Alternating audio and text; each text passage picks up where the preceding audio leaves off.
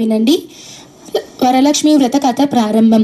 నైమిషారణ్యంలో సౌనకాది మహర్షులను ఉద్దేశించి సూత మహర్షి ఇట్లు చెప్పుచున్నాడు. మునులారా, స్త్రీలకు సౌభాగ్యదాయకరమైనటువంటి వ్రతమును ఒక దానిని పరమేశ్వరుడు పార్వతీదేవికి తెలియచెప్పాను.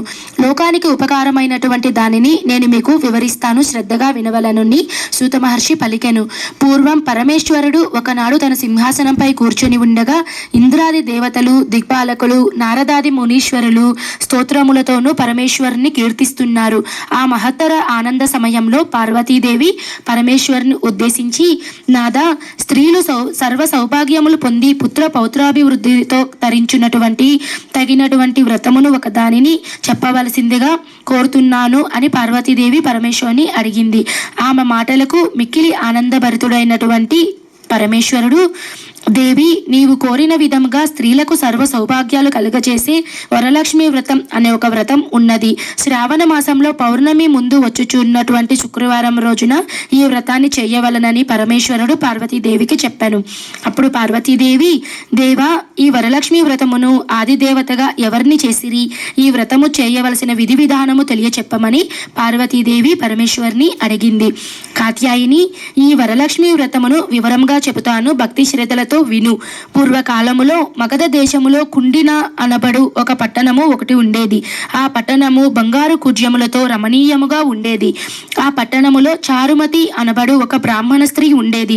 ఆమె గొప్ప పతివ్రత, సుగుణశీలి, వినయ విధేతలు కలిగి భక్తి గౌరవాలు కల యోగ్యురాలు.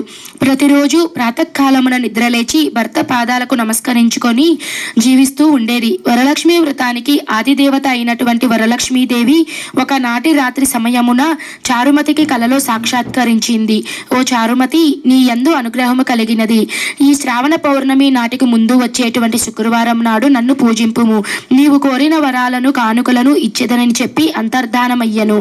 చారుమతి అత్యంత ఆనందమును పొంది, హే జనని, నీ కృపా కటాక్షములు కలిగిన వారు ధన్యులు. వారు సంపన్నులుగా విద్వాంసులుగా అయ్యెదరు.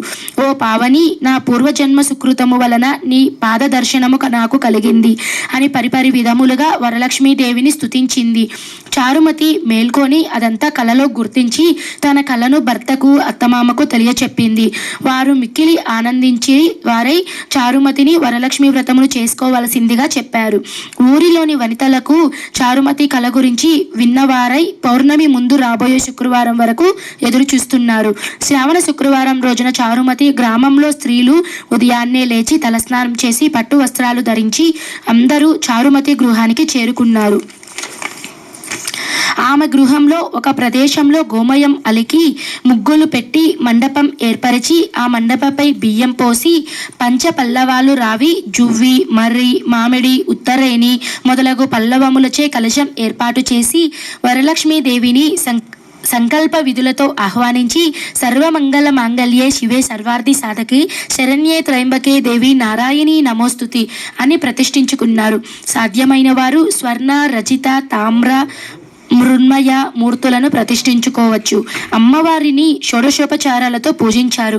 భక్ష్య భోజ్యాలను నివేదించారు. 9 పోగుల తోరమును చేతికి కట్టుకున్నారు. ప్రదక్షిణలు చేశారు.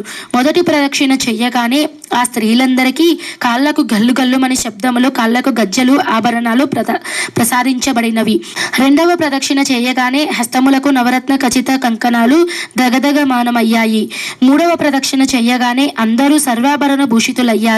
చారుమతి యొక్క వరలక్ష్మి వ్రతం ఫలితంగా ఇతర స్త్రీల యొక్క ఇల్లు ధన, కనక, వస్తు, వాహనములతో నిండిపోయాయి. ఆయా స్త్రీల ఇళ్ల నుండి గజతురగ రథ వాహనాలు వచ్చి వారిని ఇళ్లకు తీసుకొని వెళ్ళాయి. వారంతా మార్గ మధ్యలో చారుమతిని మిక్కిలి పొగుడుతూ ఆమెకు వరలక్ష్మి కలలో సాక్షాత్కరించి అనుగ్రహించగా ఆమె వరలక్ష్మి వ్రతంతో తామందరినీ మహద్భాగ్యవంతులను చేసిందని పొగిడిరి. వారంతా ప్రతి సంవత్సరము వరలక్ష్మి వ్రతము చేసి సర్వ సౌభాగ్యాలు, సిరి సంపదలు కలిగి సుఖజీవనం గడిపి అనంతరం ముక్తిని పొందారు. మునిశ్రేష్ఠులారా, పరమేశ్వరుడు పార్వతీదేవికి ఉపదేశించిన ఈ వరలక్ష్మి వ్రతాన్ని సవిస్తారంగా మీకు వివరించినాను అన్నాడు సూత మహర్షి. ఈ కథ విన్నా, చదివినా ఈ కథను ఈ వ్రతం చేసేటప్పుడు చూసి సకల సౌభాగ్యాలు, సిరి సంపదలు, ఆయురారోగ్య అష్ట ఐశ్వర్యాలు సిద్ధిస్తాయి. ఈ కథ అనంతరం అక్షింతలు మీరు అమ్మవారి దగ్గర వేసుకొని కొద్దిగా అక్షింతలను మీరు మీ తలపై శిరస్సుపై